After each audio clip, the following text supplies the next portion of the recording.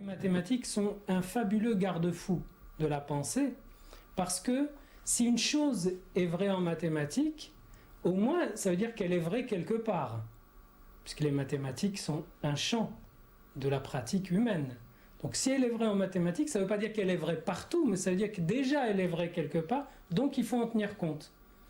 Par exemple, si des éléments frontières ou des éléments limites ont un rôle positif dans un champ mathématique, ça peut avoir une valeur symbolique ailleurs.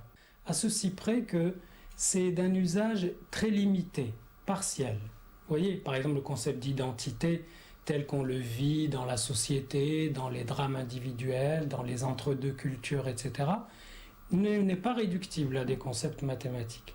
En revanche, le savoir qu'une identité en mathématiques, ça peut être un recollement de morceaux, ça peut éclater, ça peut se recomposer, etc., c'est utile en tant que garde-fou. Le concept d'entre-deux que j'avais introduit est généraliser la notion de différence. Il y a une différence entre deux termes, si vous voulez, toujours.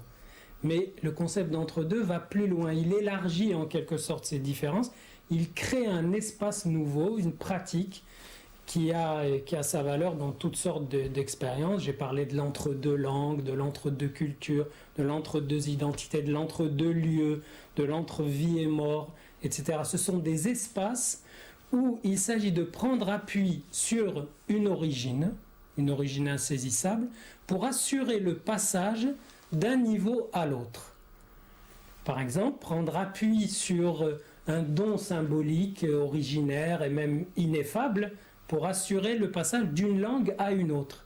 Et qu'on ne peut pas passer d'une langue à une autre si on n'a pas cet appui originaire et en même temps ce potentiel, cette impulsion qui assure le passage.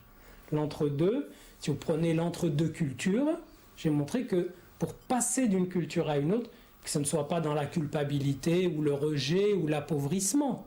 Pour faire un passage fécond, c'était important de prendre appui sur une reconnaissance de cette culture pour démarrer une sorte de potentiel de déplacement. L'image, c'est l'exemple type d'un entre-deux entre soi et son origine. C'est-à-dire que l'image, c'est une façon de plonger vers la mémoire, l'origine, le souvenir, le passé, etc., pour prélever là-dedans de quoi se sustenter, de quoi prendre appui, de quoi se reconnaître.